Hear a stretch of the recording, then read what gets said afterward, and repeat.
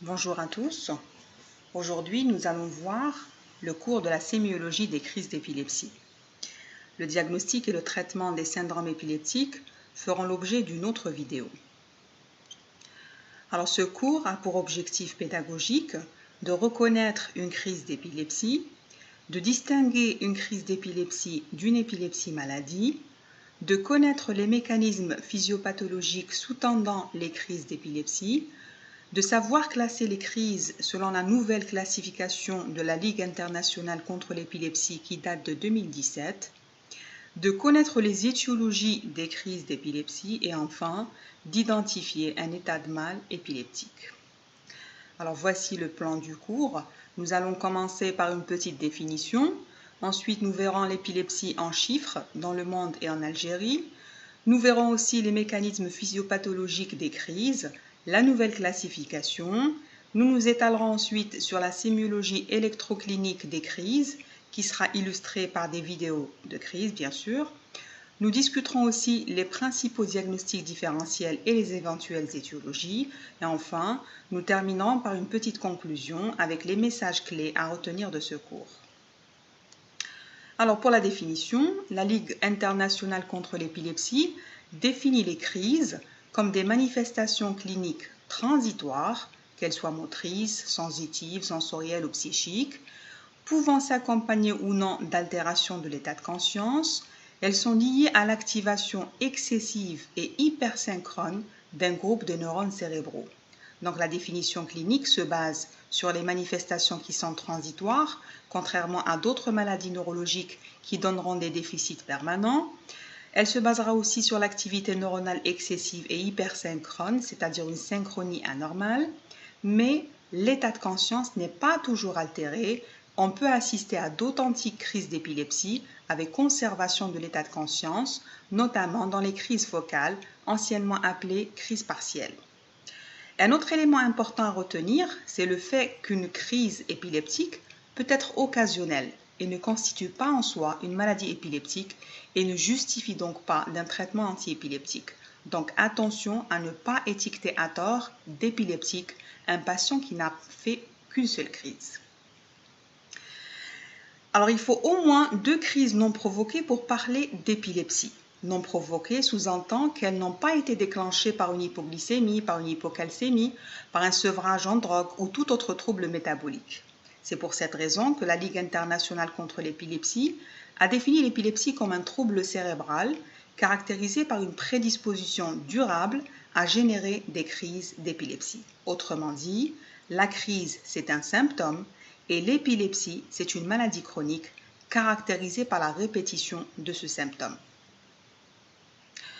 En ce qui concerne l'épidémiologie, l'Organisation mondiale de la santé estime que le nombre d'individus épileptiques à travers le monde est de 60 millions, dont près de 80% vivent dans des pays en voie de développement.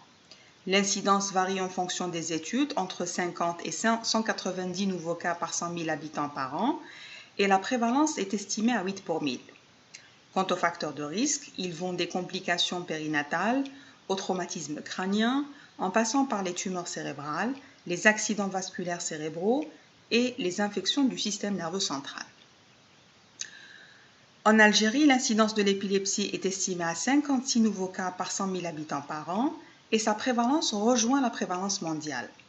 Quant aux facteurs de risque, ils ont été identifiés à travers une étude épidémiologique menée au service de neurologie du CHU d'Oran en 2015.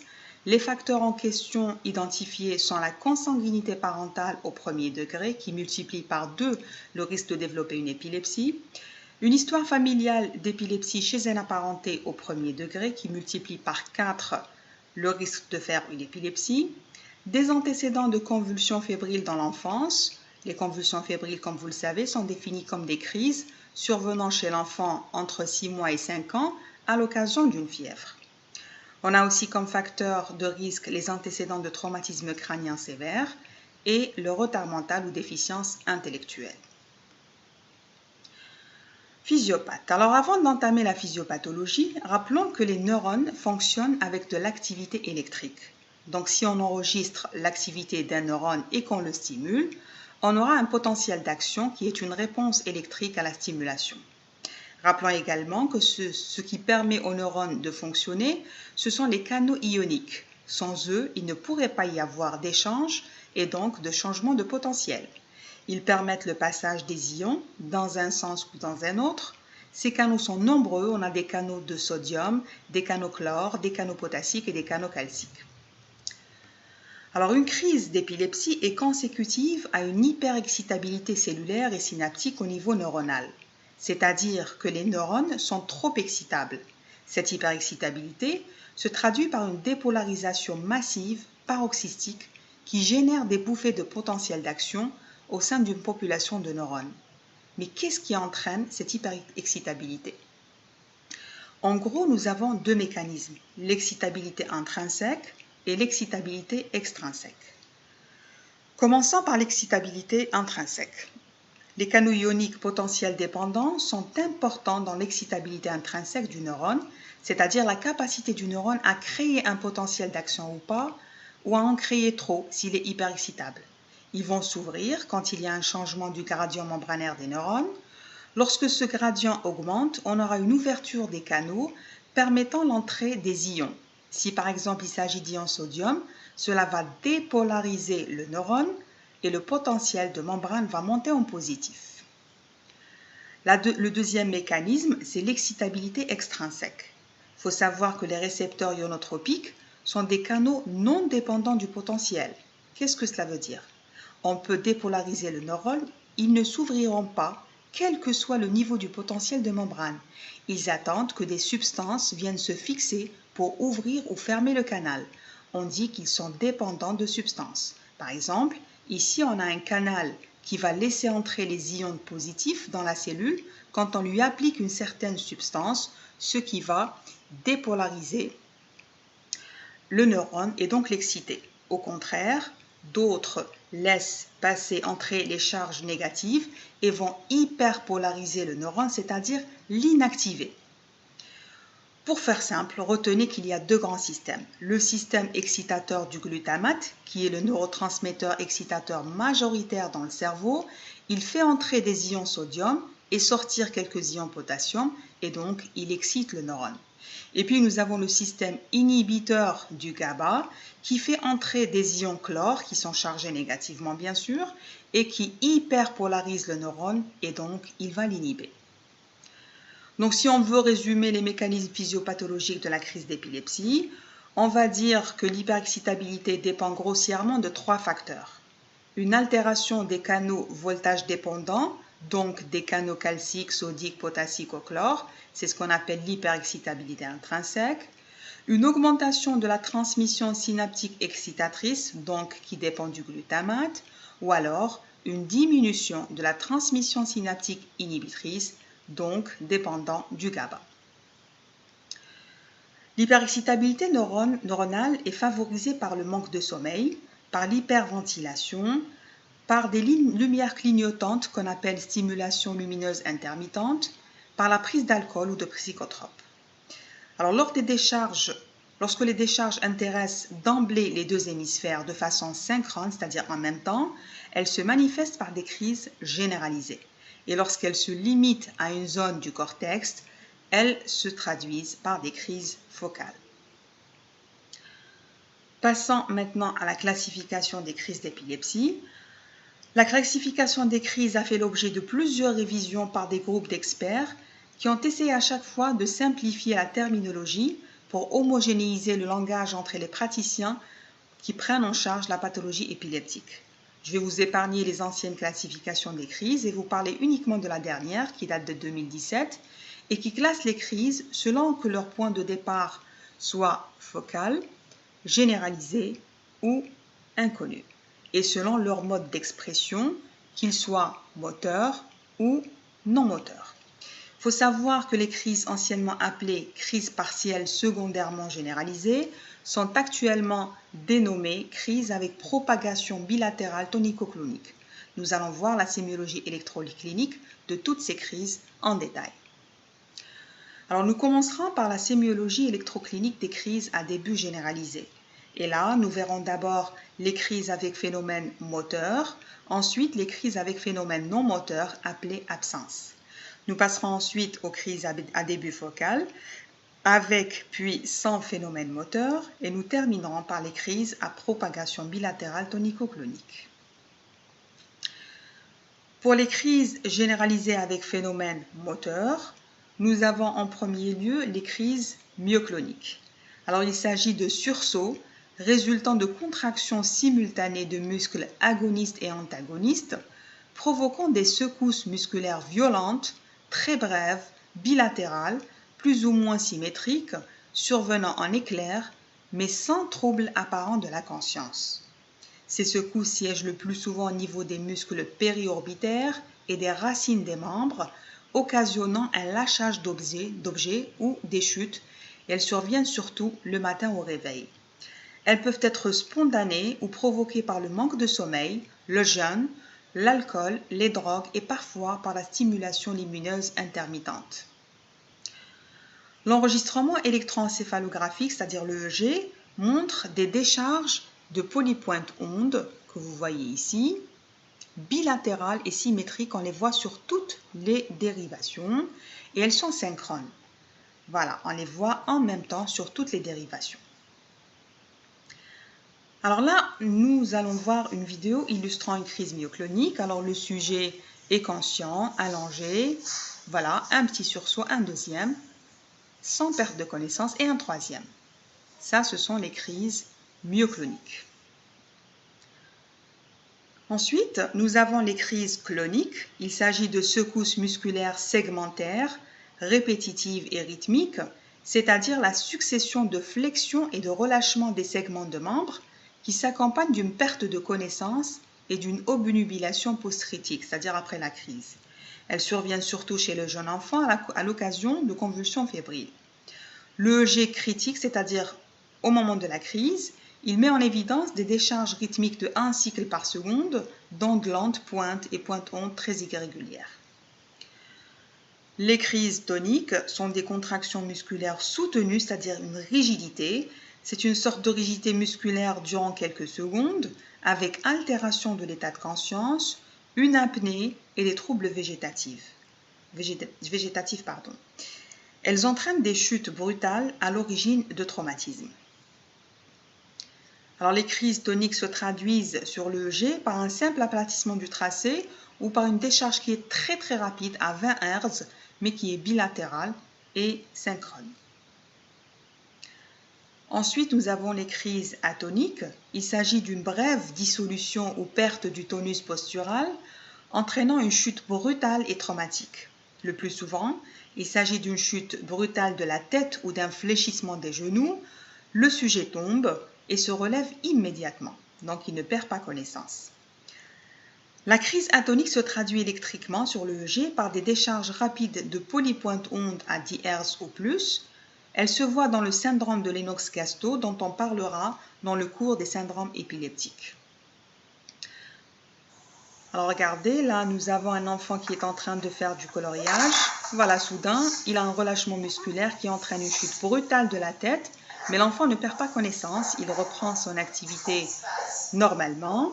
Le problème avec ce type de crise, c'est les blessures fréquentes et surtout au niveau de la face et du crâne. Donc on pourrait être amené à préconiser le port d'un casque pour éviter ces blessures. Ensuite, nous avons les spasmes généralisés qui sont de brèves crises avec flexion du tronc et flexion ou extension des membres durant 2 ou 3 secondes, c'est tout, sans perte de connaissance, mais elles se reproduisent en salve, c'est-à-dire qu'elles se reproduisent de façon très rapprochée. Alors, ces spasmes surviennent surtout chez les enfants atteints d'un syndrome de West. Alors, regardez ce nourrisson. Voilà, flexion du tronc, extension des membres supérieurs, mais sans perte de connaissance. Alors, les spasmes ne sont pas douloureux. Voilà. L'examinateur essaye de remettre les électrodes de l'EEG. Voilà, et un autre spasme.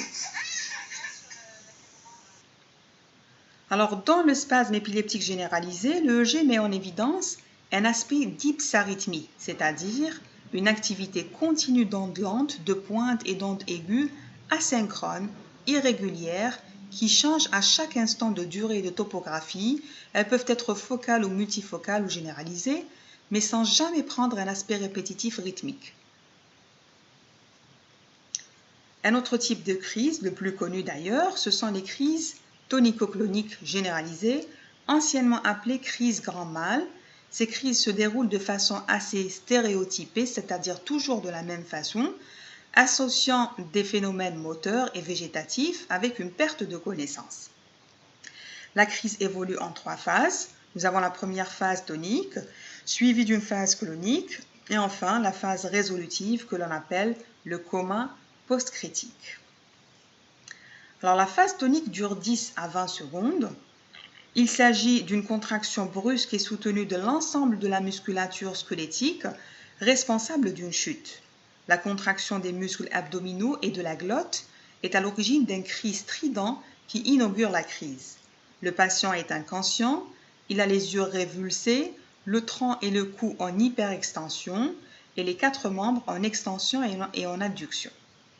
La contraction de la mâchoire est responsable de la morsure latérale de la langue.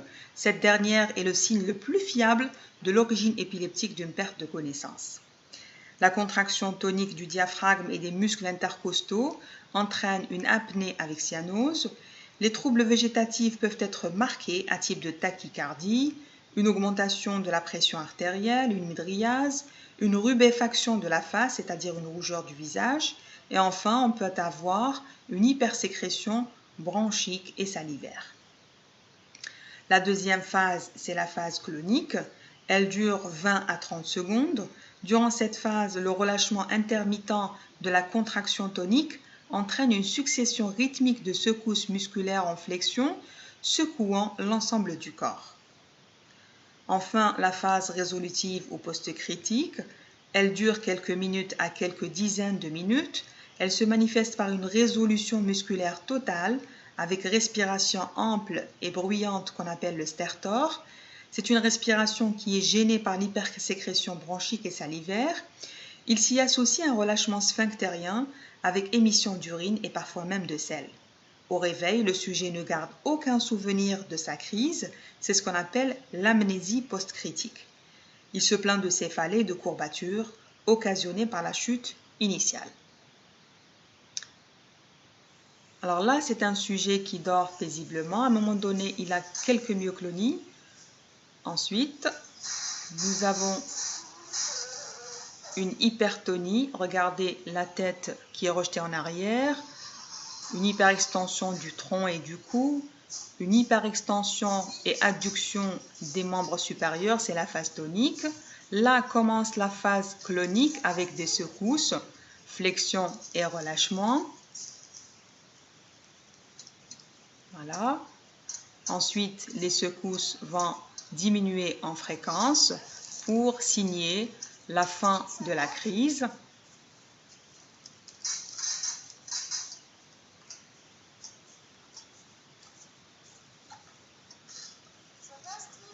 Voilà. Et là, nous avons le début de la phase résolutive ou post-critique. Alors, à l'EEG, puisqu'il s'agit d'une crise généralisée, les anomalies sont bilatérales, plus ou moins symétriques et synchrones. Lors de la phase tonique, on enregistre une activité rythmique rapide à 10 Hz. La phase clonique est marquée par des intervalles d'aplatissement du tracé ou d'ondes lentes. Et la fin de la crise est annoncée par des pointes isolées suivies d'ondes lentes. Enfin, à la phase post-critique, le tracé reprend peu à peu son aspect intercritique normal. Alors voilà, nous venons de voir la sémiologie des crises à début généralisé avec phénomène moteur. Maintenant, nous passons aux crises généralisées avec phénomène non moteur, autrement dit, les absences. Alors les absences sont des épisodes brefs de rupture du contact avec fixité du regard, arrêt de l'activité en cours et incapacité à répondre. Les crises d'absence peuvent s'accompagner d'automatisme ou de clonie palpébrale. Elles durent 4 à 30 secondes et se répètent plusieurs fois dans la journée. Ces absences sont l'apanage des enfants d'âge scolaire et des adolescents.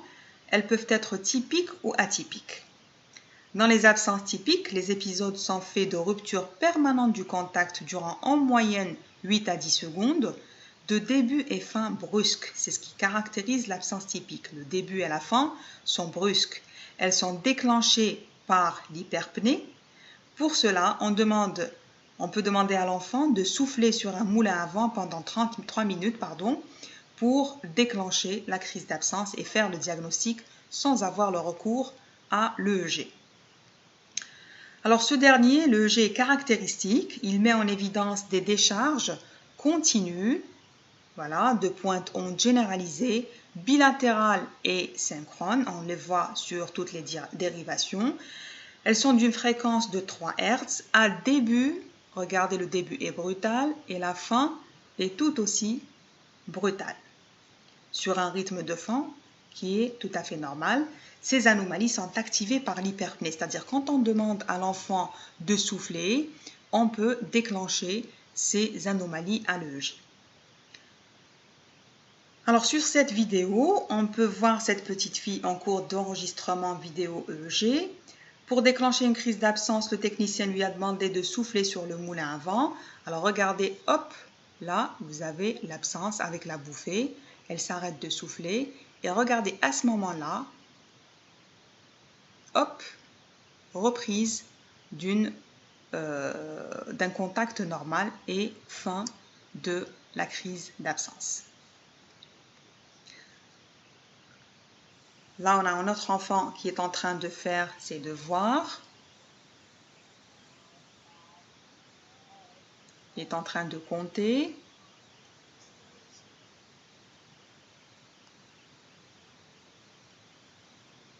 Voilà. Et puis, hop, il a le regard figé. Il ne répond pas. Ça dure quelques secondes. Et il reprend une activité tout à fait normale. Donc, vous voyez, c'est vraiment bref comme épisode. C'est tellement bref que ça peut passer inaperçu. C'est généralement l'enseignante à l'école qui rapporte ce phénomène. Voilà, regardez, le regard qui est vide. Ensuite, il reprend une activité normale. Voilà. Ensuite, nous avons les absences atypiques qui se voient dans le syndrome de Lennox-Gastaut qu'on verra dans le cours des syndromes épileptiques. Là, l'EEG montre des décharges de pointe onde bilatérales. Elles sont par contre irrégulières et parfois asynchrones à 2,5 Hz. Elles sont de début et de fin progressifs, contrairement aux absences typiques. Alors, ces décharges surviennent sur une activité de fond qui est perturbée. Elles ne sont pas déclenchées par l'hyperpnée ni par la stimulation lumineuse intermittente. Enfin, nous avons les absences avec myoclonie palpébrale. Elles se manifestent par des myoclonies des paupières avec élévation des globes oculaires vers le haut, voire aussi de la tête, accompagnée d'une absence. Les crises sont brèves, elles sont tellement brèves, elles durent 3 à 6 secondes. Elles sont déclenchées par la fermeture des yeux et la stimulation lumineuse. C'est quand le sujet ferme les yeux qu'il déclenche son absence avec surélévation des globes oculaires et de la tête. Ces crises se voient dans le syndrome de Givens, que nous verrons aussi dans le cours des syndromes épileptiques. Alors là, vous avez cette jeune fille en plein enregistrement, elle ferme les yeux et hop, elle fait son absence avec surélévation du regard vers le haut et c'est très bref, ça a duré 3 petites secondes. Alors nous en avons terminé avec les crises à début généralisées. Nous passons maintenant aux crises à début focal, anciennement appelées crises partielles. Alors dans la crise à début focal, la décharge intéresse initialement une zone corticale limitée. La crise débute par un signal-symptôme d'une grande valeur localisatrice. Il est important de le rechercher pour identifier la zone épileptogène, c'est-à-dire le point de départ de la crise.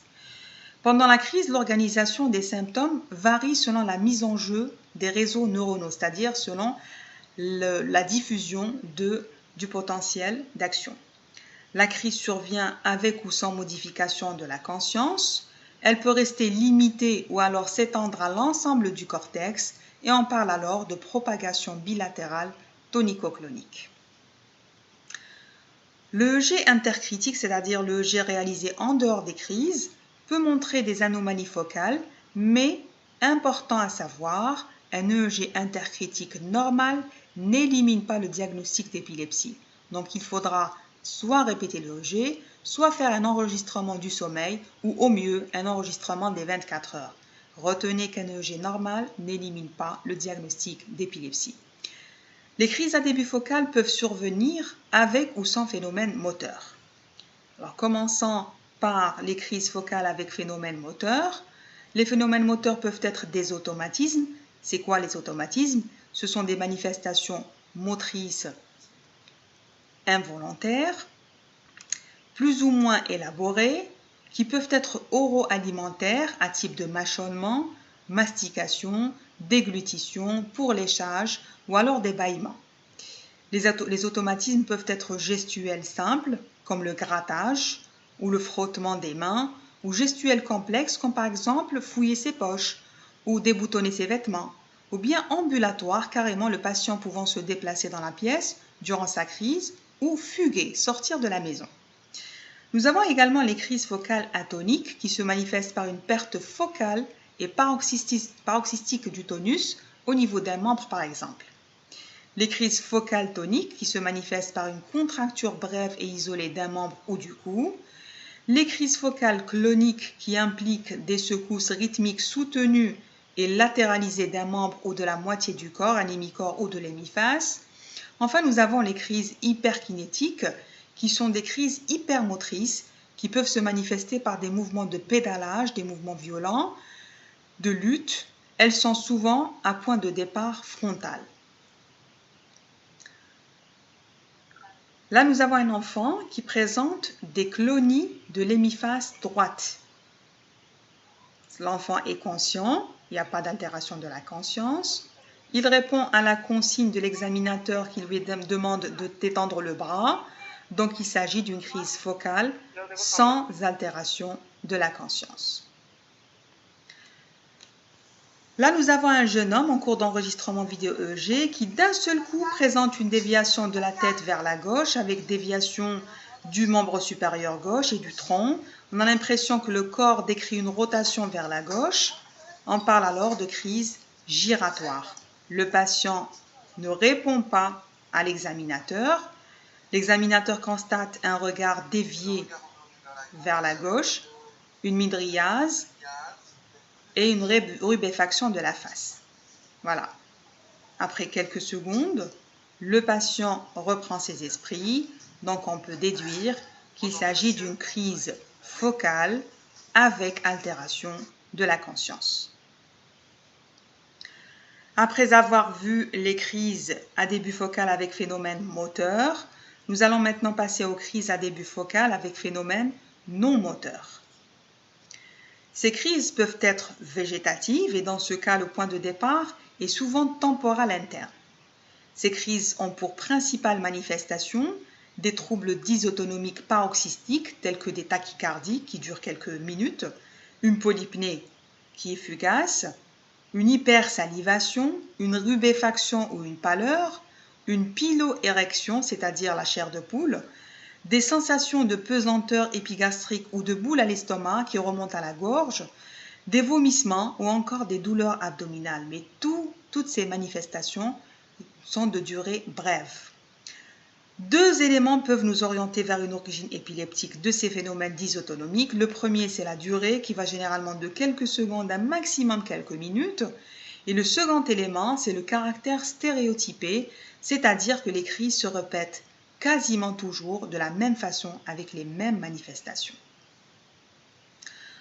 Toujours dans les crises focales avec phénomène non moteur, on peut assister à des crises à type de suspension d'activité, anciennement appelées crises akinétiques.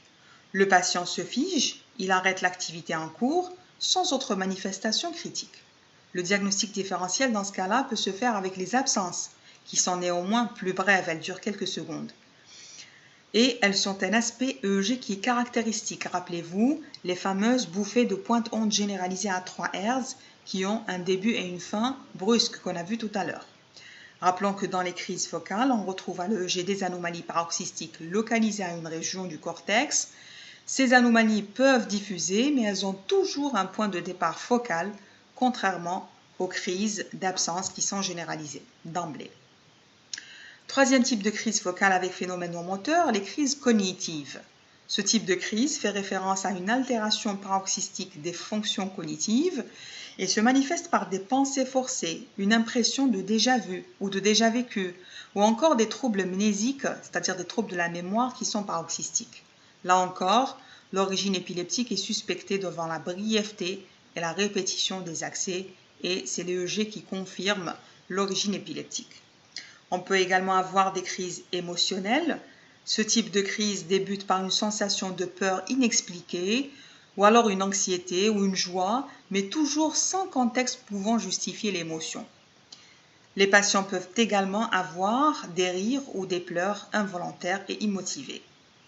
Enfin, les crises sensorielles qui se manifestent par des paresthésies, des picotements ou des engourdissements, une sensation de chaleur ou de froid, des symptômes visuels à type d'hallucination ou illusion, des symptômes auditifs tels que les hallucinations auditives ou les acouphènes. Les acouphènes, ce sont les bourdonnements d'oreilles. Des manifestations olfactives, c'est-à-dire que le patient il a l'impression de sentir une odeur, qu'elle soit agréable ou non, pendant quelques secondes ou quelques minutes, mais cette odeur n'existe pas bien sûr. On peut avoir aussi des phénomènes gustatifs à type de dysgeusie, c'est-à-dire une modification du goût, mais toujours de façon paroxystique. Dans tous ces types de crises focales, l'analyse du tracé EEG nous permet d'individualiser une décharge focale au niveau de la région qui correspond au phénomène clinique.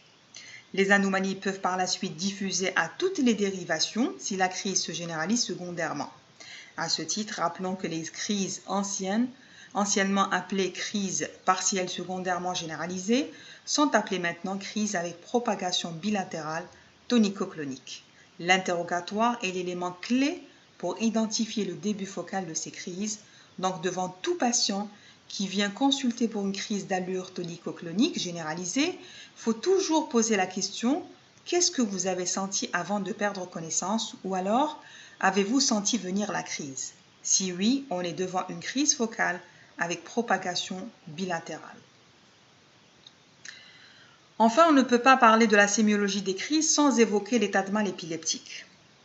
L'état de mal épileptique est défini par la récurrence, c'est-à-dire la répétition de crises épileptiques à bref délai, sans reprise de la conscience entre les crises. Il s'agit d'une urgence médicale fréquente et grave, pouvant engager rapidement le pronostic vital et imposant la prise en charge en unité de soins intensifs. Chez un patient connu épileptique, l'état de mal survient généralement en raison d'une mauvaise observance du traitement ou d'un sevrage brutal. Quelle est la conduite à tenir devant un état de mal épileptique? En fait, il est impératif de contrôler les crises avant 30 minutes pour prévenir la survenue de ce qu'on appelle les axos, c'est-à-dire les agressions cérébrales secondaires d'origine systémique qui peuvent être irréversibles. Vu l'urgence de la situation, la voie veineuse et la voie rectale sont les seules adaptées. On commence généralement par injecter une benzodiazépine.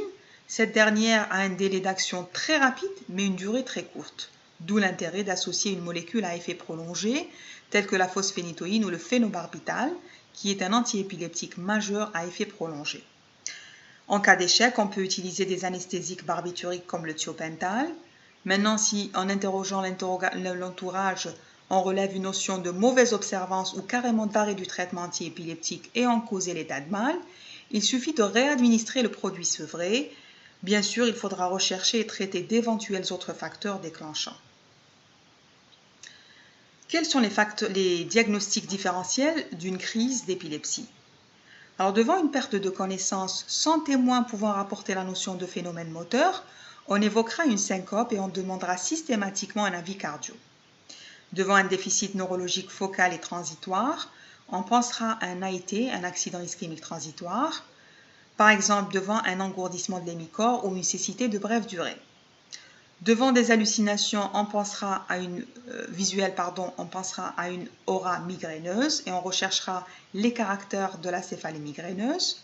Devant des troubles de la mémoire paroxystique, on pensera à l'ictus amnésique. L'ictus amnésique est une affection neurologique rare mais bénigne qui se manifeste par une amnésie antérograde d'installation brutale complètement résolutive en moins de 24 heures, suivie d'une amnésie lacunaire de l'épisode, c'est-à-dire que le sujet ne s'en rappelle pas de son épisode.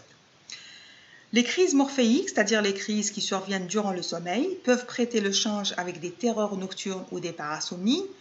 Pour rappel, les parasomnies sont des comportements anormaux survenant pendant le sommeil, comme par exemple le somnambulisme. Devant une crise atonique, il faudra éliminer une cataplexie. Qu'est-ce que c'est la cataplexie? C'est une perte brusque du tonus musculaire, sans altération de la conscience, déclenchée par une émotion, que ce soit une surprise, un rire ou une colère. Chez l'enfant, les erreurs de diagnostic les plus communes sont les spasmes du sanglot et les crises de migraine, où le tableau est dominé par une symptomatologie digestive. Enfin, il ne faut pas méconnaître les crises psychogènes non épileptiques, qui surviennent généralement chez des patients aux antécédents d'affections psychiatriques, dépression ou troubles somatomorphes, ce qu'on appelle la conversion hystérique. Passons maintenant au volet des étiologies. Là, nous avons deux cas de figure. Le premier, c'est le cas d'une crise inaugurale, isolée ou accidentelle. Et le second, c'est celui d'une crise qui survient chez un patient épileptique connu. Concernant les crises inaugurales ou accidentelles ou isolées, il faut savoir que tout individu est susceptible de présenter une crise d'épilepsie devant une agression aiguë du cerveau, ce qui ne fait pas de lui un patient épileptique. On parle alors de crise provoquée dont il conviendra de rechercher la cause, qui relève d'un bilan, d'un traitement et d'un suivi spécifique. Les principales situations pouvant provoquer une crise sont la fièvre, surtout chez l'enfant, et on parle alors de convulsions fébriles. Nous avons en seconde position les désordres métaboliques tels que l'hypoglycémie, l'hypo ou l'hypercalcémie, l'hypo ou l'hypernatrémie, l'insuffisance rénale ou hépatique. Donc devant toute crise inaugurale, il faudra faire un ionogramme, une glycémie et un bilan hépatique et rénal. Il faut savoir que les crises d'origine métabolique sont le plus souvent généralisées tonicocloniques. Ensuite, nous avons les causes toxiques et iatrogènes telles que la prise d'alcool ou de cocaïne, l'intoxication au monoxyde de carbone, un surdosage en antidépresseurs tricycliques ou en neuroleptiques, en lithium ou en isoniazide, qui, comme vous le savez, c'est un traitement préconisé dans la tuberculose, ou alors la théophiline qui est utilisée dans le traitement de la crise d'asthme. Les causes infectieuses telles que les méningites et méningoencéphalites peuvent aussi engendrer des crises à la phase aiguë, de même que les causes vasculaires telles que l'encéphalopathie hypertensive aiguë ou un accident vasculaire cérébral dans sa phase aiguë, ou encore le traumatisme crânien sévère. Pour le deuxième cas de figure, c'est-à-dire une crise survenant chez un épileptique connu, il faudra penser en premier lieu à une interruption du traitement, auquel cas il faudra faire un dosage plasmatique des antiépileptiques pour vérifier si le patient prend correctement son traitement ou pas. Par ailleurs, la crise peut être déclenchée par l'exposition à des facteurs déclenchants tels que l'insomnie ou la stimulation lumineuse, d'où l'intérêt de prendre le temps à chaque consultation pour insister sur le respect des mesures d'hygiène de vie et expliquer aux patients, surtout les plus jeunes, qu'il faut respecter le cycle du sommeil et éviter l'exposition abusive aux écrans de télévision, ordinateurs, tablettes et smartphones. Maintenant, quels sont les gestes à adopter si vous assistez à une crise d'épilepsie? En premier lieu, il faudra faire le vide autour du patient en écartant tout objet potentiellement dangereux. Au mieux, glisser un vêtement ou un linge sous sa tête pour éviter qu'elle ne se cogne contre le sol durant la crise. Il ne faudra jamais vous amuser à introduire le doigt dans la bouche du patient pour éviter qu'il ne se morde la langue, car vous risquez d'y perdre le doigt. Il faut placer le sujet en position latérale de sécurité pour éviter les fausses routes.